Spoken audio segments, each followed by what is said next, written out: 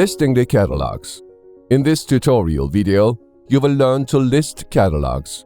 When we click the List Catalogs options from the Map Catalogs menu on the left menu, the catalogs that have been added before are listed on the Catalogs page.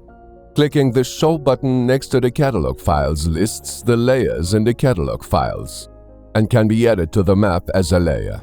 With the Delete button, catalogs can be completely deleted.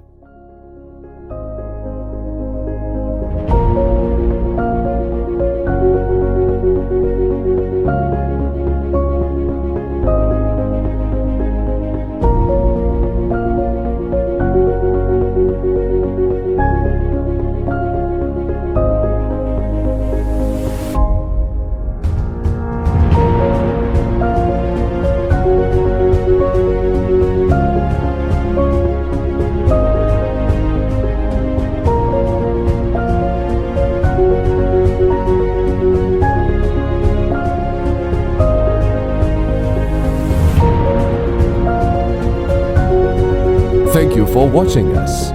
Don't forget to follow us to be updated for recent developments. You may continue to next tutorial video.